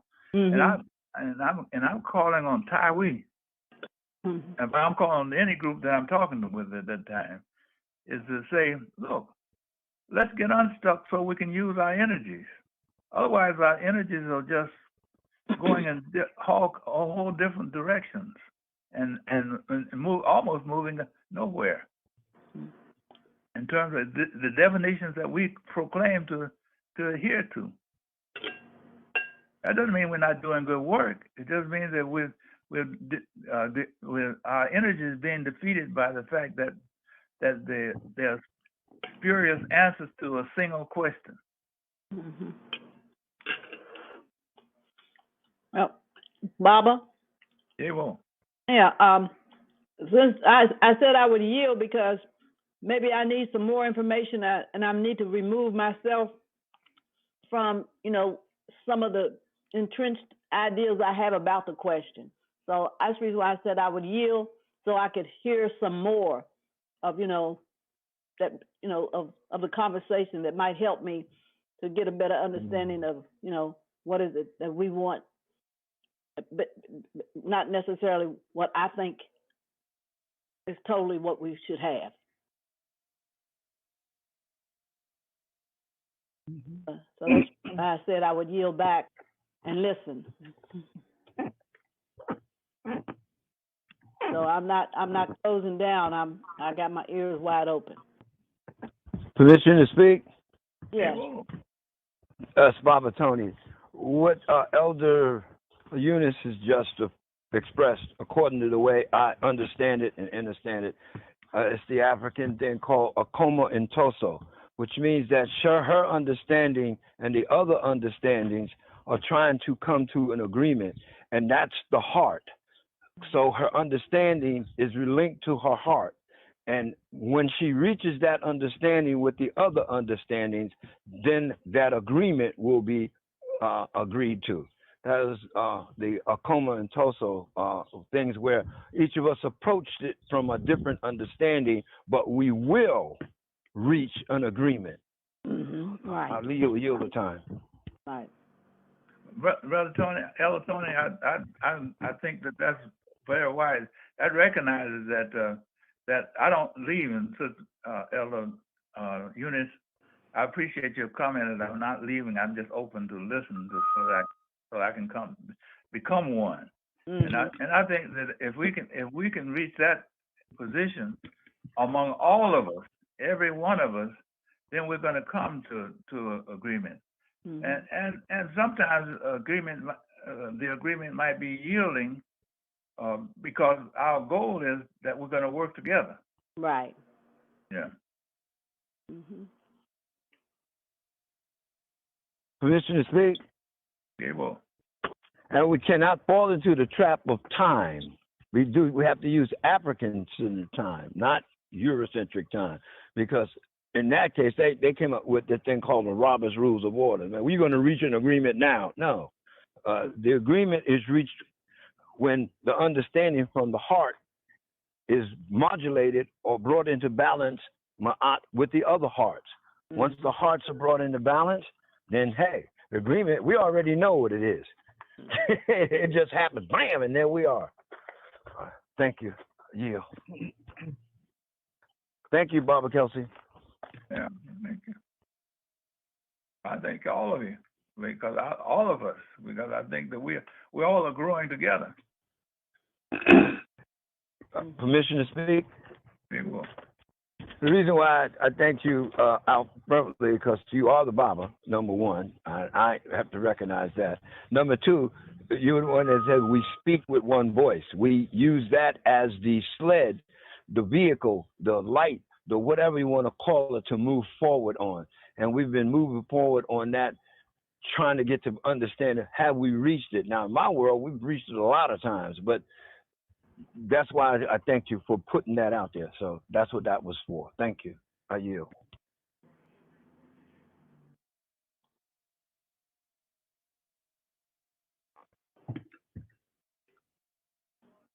I have permission to speak. Hey, Bo. This is Reba, Hotep family. Okay. I've been on and have been kind of in and out of work and moving through my day, so I have not been able to comment until now. But I did want to mention that Justin, although I don't know the details of all that's been going on, but some of what I'm hearing suggests that in many ways you may be speaking in one voice, and the family may be speaking in one voice in a way that is not often realized. Sometimes we get into discussions around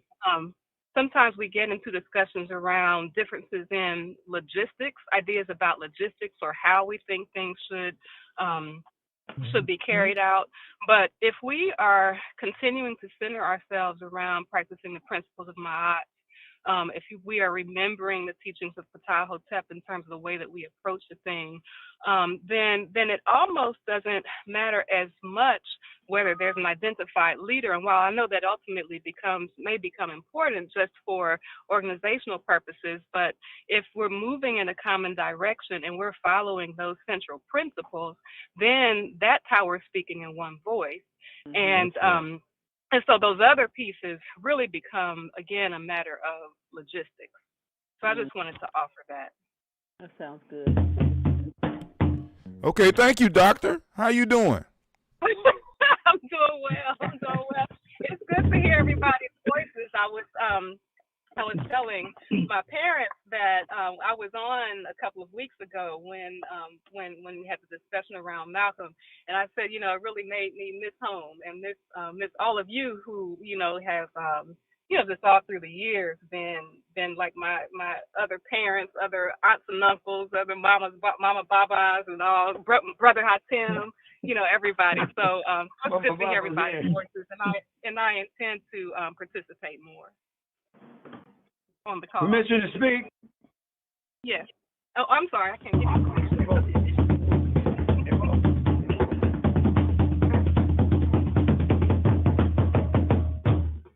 I yield. We give thanks. Were there any other comments? But I have permission to speak. I want to just send a Asante honor to Mariba for being on the call and to let him know how important it is to hear his voice and his wisdom.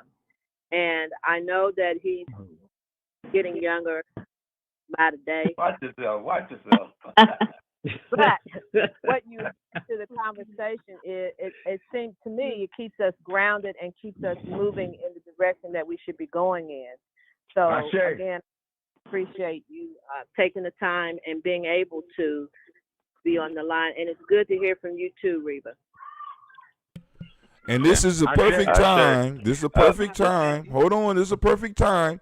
Get Mariba Kelsey's book, 11 Steps, right, at maribakelsey.com. And he will be on the show in probably the next week. And then also he's going to be opening up the DigiFest. He might not know all this right now, but, better later than never, right? You know, so he'll be coming on soon to have a conversation with some of the nation builders, and also he has this special report out. Go to maribakelsey.com and find out more from somebody who's been organizer for over 75 years, and I could be wrong on that, because it might be more. But anyway, thank you very much. And I have a question. I'm gonna need the addresses for all the people that I named, because I'm gonna need to send an invoice because this white man is on my back, and because y'all want to talk about Malcolm X, I am now faced with a large bill. Thank you very much, Tawi family. I will be sending my invoices out, and thank you, Dr. Reba, for being on here, because you are on the list now too. Tell them to put it on the reparation tab.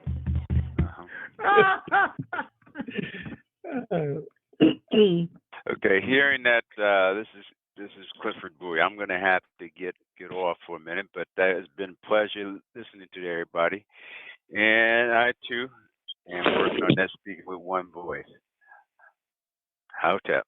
Elder Cliff, before you get off, brother, I can't tell you how much I appreciate your time. We appreciate your time. Please give Mama Debbie our love. Shemam Tep. All right, Hotep. Elder Cliff, permission to speak? I did the drum calls last night through the night, so to Elder Cliff to let you know that, okay? All right, I appreciate that, sir. Thank you. All right, Thank you. Gotta go, though. One love. And I didn't know if anyone else wanted to comment, but, you know, it's always a joy for me to hear Mama Niambi's voice when I can. So, Baba Kelsey, if she's nearby, if we could just hear a shout out from her. Niambi.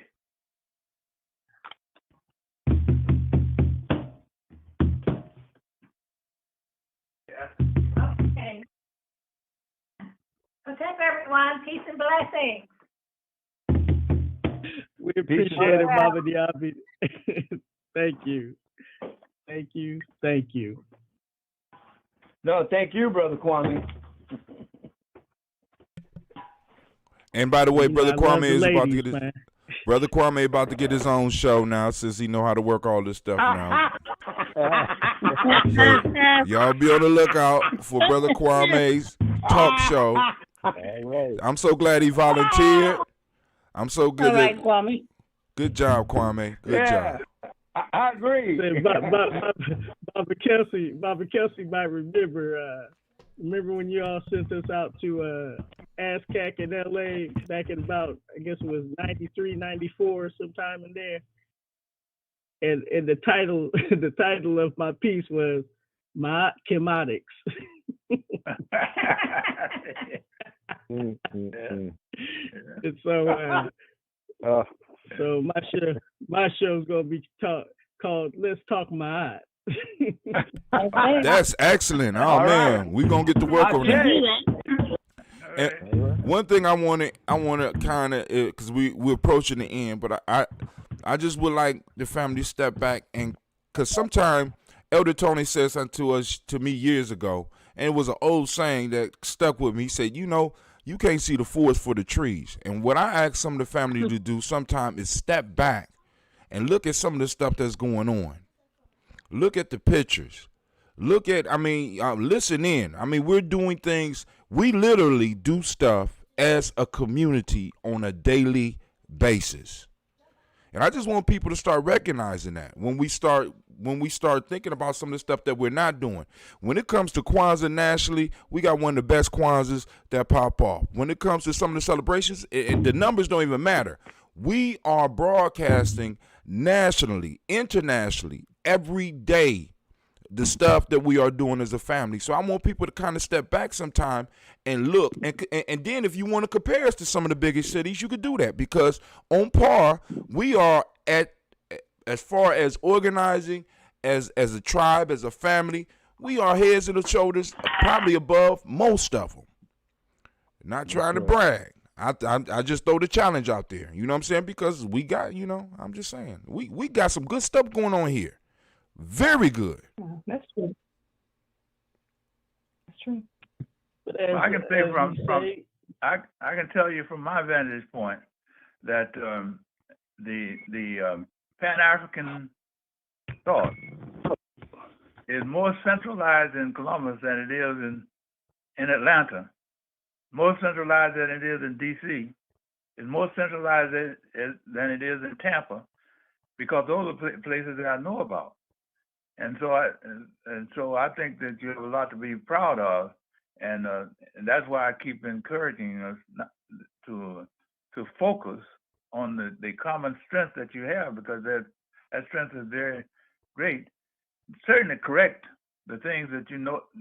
You have to do self-assessment along the way. Self-assessment is vital. And as you do self-assessment, you say, here's what I would need to correct, and let's work on that.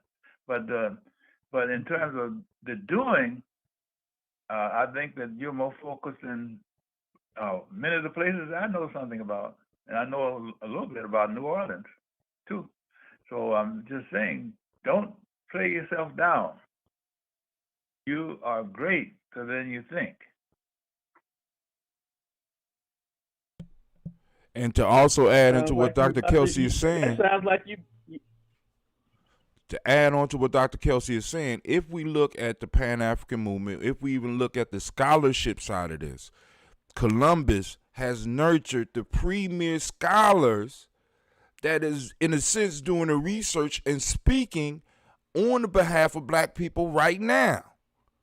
I mean, I don't understand, because sometimes I hear conversations and I get frustrated. Y'all got to excuse me, because I'm like, it's working. We're doing something, and we are influencing not only Columbus but the world. Not saying that we can't go farther, but what I'm saying is we need to look at the victories. We need to go and see what we're good at, focus on it, because there might be another community that might be able to rise up that will be able to feel what we are short at. I'm done. I'm sorry, Kwame. Permission to speak? No, I mean, That African proverb was an Akan proverb, and we modified it. The APDS elders, this is back when, are like a forest. To those on the outside, we appear dense and together. To us on the inside, or as we get closer to each other or think inside, we still see each other and speak our own position. However, we still speak with one voice. Ashe, I yield my time. Ashe. That was back in 2005. This is Elder Alona. Elder Tony, because I like trees. I like the analogy or the metaphor that you came up with last Saturday. It might have already been with you, but when you explained it to me and asked me to watch the tree, I thought that was really nice. If you would share that. Permission to speak? That's when I was younger, whatever that means, and I went to Baba Kelsey for advice because we wanted him to tell us what to do. That was the way we thought about it. And so when we went to him and said, Baba Kelsey, I have this problem here. What should I do? Well, his answer was to go sit up under a tree and think about it. And so we were like, okay, so how do I pick the tree? What's the trees? And all this kind of stuff. And he basically said, just go sit up under a tree. So as a result of that, at the event that was last week in Jame, I went out to the camp, and I have a picture and a video of it. I found a tree because I know how to do it now. Oh, by the way, Kwame, I no longer have a circle now. I have a sphere. So anyway, I found a tree and I set up under the tree. And what I understood is that the tree has a trunk, And on that trunk are all these different branches. And all those branches are all those different branches. And they all have their own piece that they're doing, but they all are like above and below. So the branches that are on the top of the tree, which one of the original symbols of APDS, by the way, they are also the same on the bottom. So as above, as below, above, as above, below.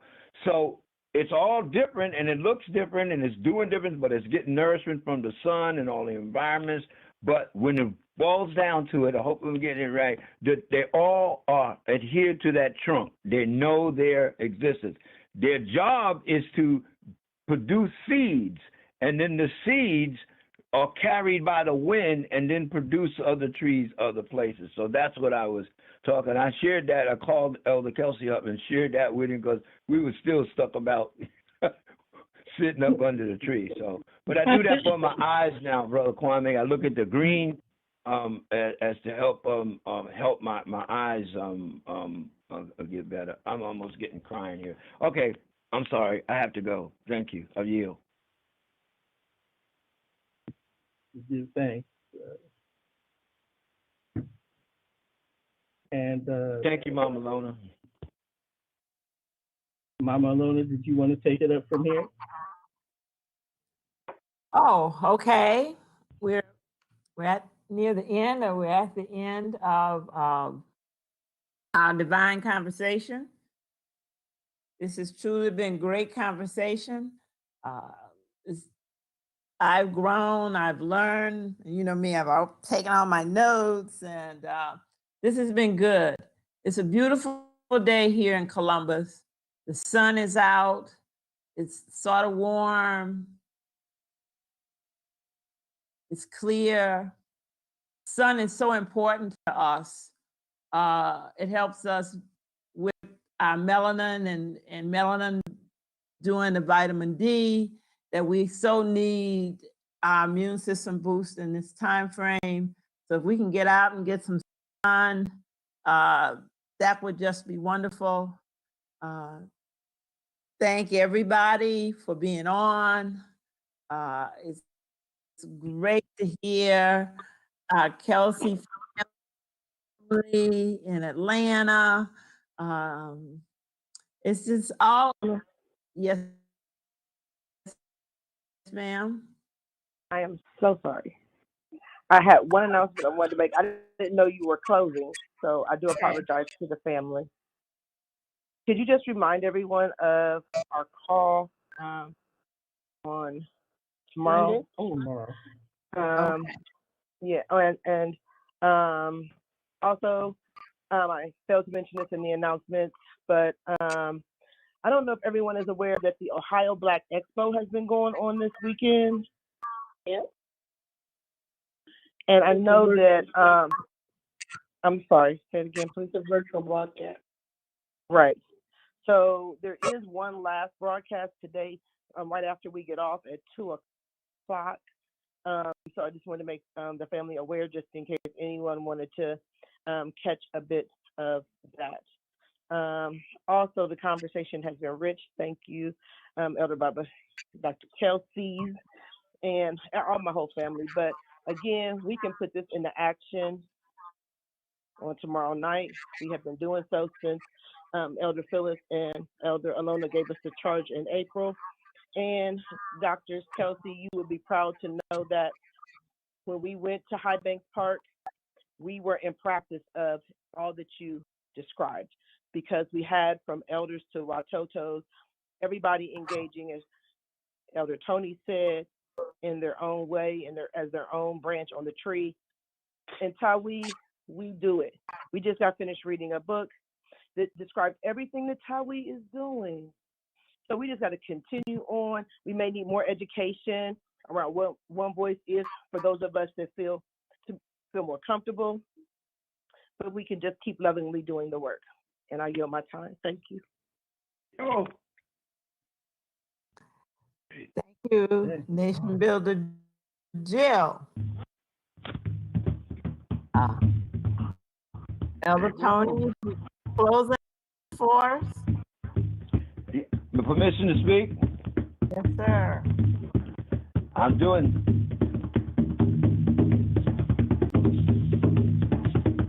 Mama Lisa and I. Lift every voice and sing. Till up in heaven, heaven rings. Ring with the harmony of speaking with one voice.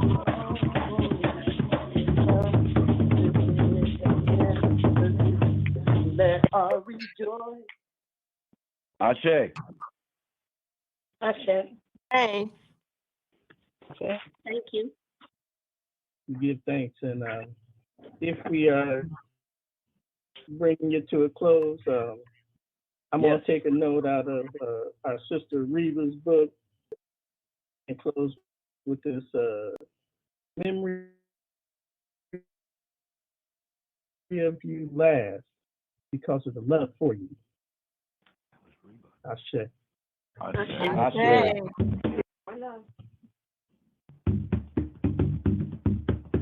They woke.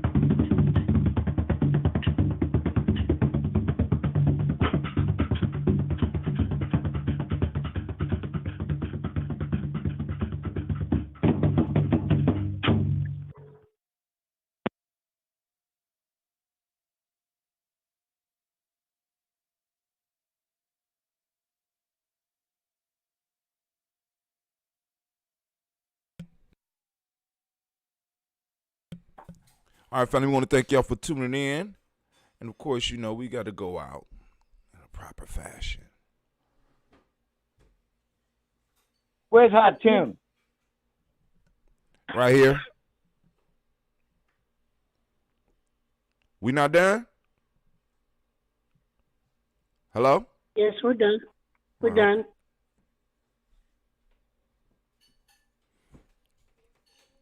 All right, family, I'll see y'all later. Hotep.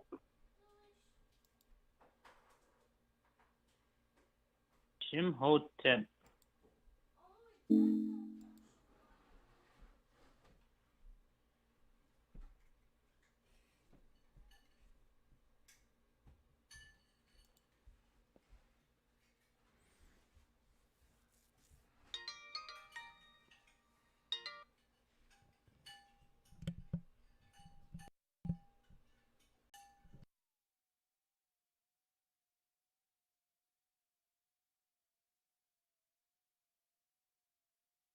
AYIMBUBE is an acronym, Mind, Body, and Universal Balance Empowerment Institute.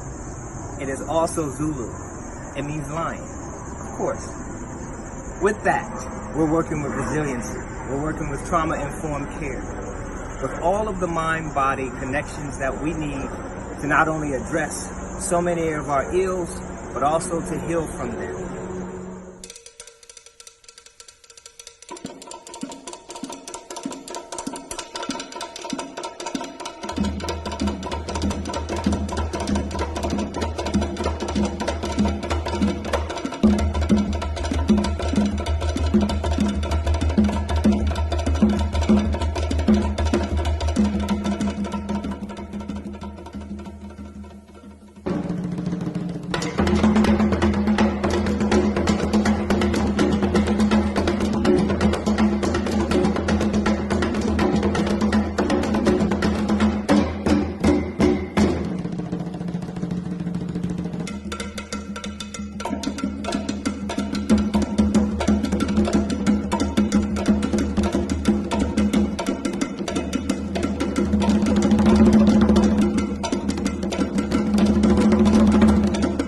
There's no one giant step that does it.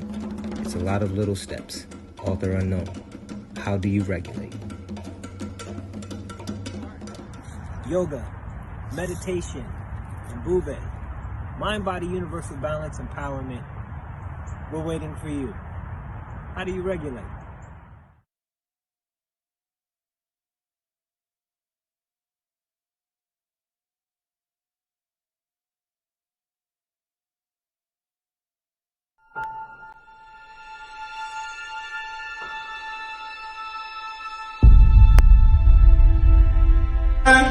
To have melanin embedded in our skin is a gift.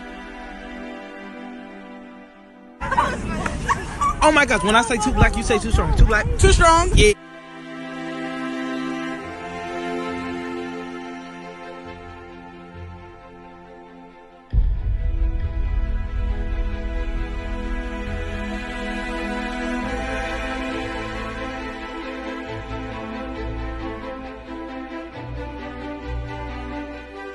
We were born to be great.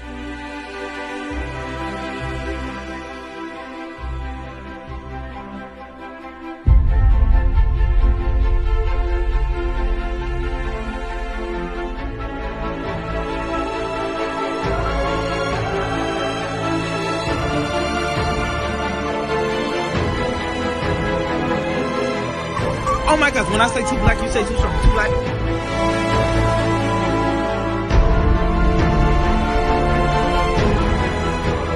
Born to be great.